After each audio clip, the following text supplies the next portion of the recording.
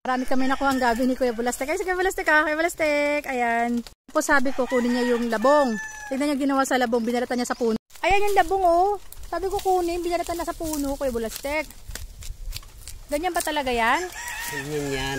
Hindi ba binabalatan yan kapag lulutuin na? Hindi na.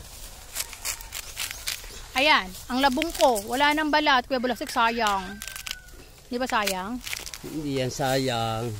Tayo makakain. Huwag ko magsayang, Kuya Bulastek. Marami nagugutom ngayon. Ay, ganun ba? Hindi masasayang.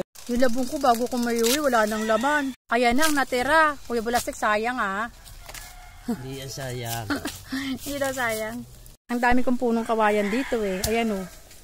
Ayun o, hanggang dulo. Ayan. Hanggang dun pa. Kuya Bulastek, mga ilang puno yan ng kawayan? Mga 300 trees? 300? Meron. Benta na lang natin. Ayun yung labong ko. Nawala nang natira, Kuya Bulastek. Tamo, saka tinaga. Pwede pa kainin yan. Oo. Ito na lang natira sa malaking labong.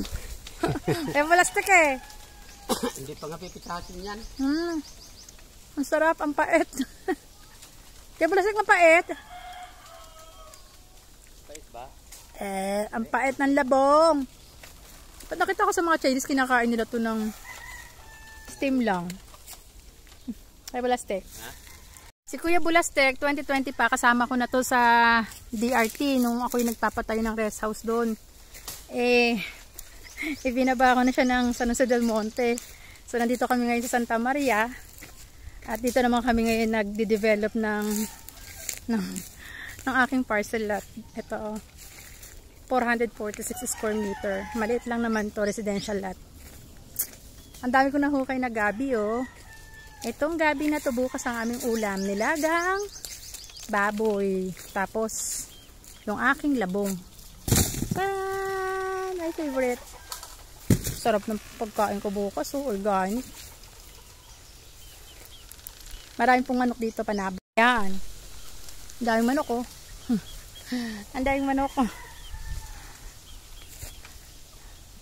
Meron ditong duyan. Kaya makakapagpahinga ka talaga. Ayan o, maririnig yung tunog ng kawayan.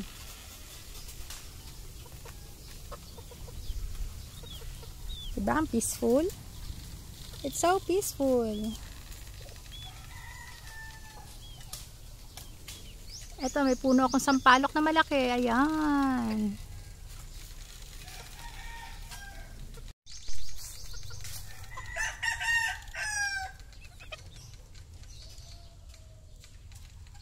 Ang ingay ng kawayan, no? Pero therapy yan. Tulog po tayo.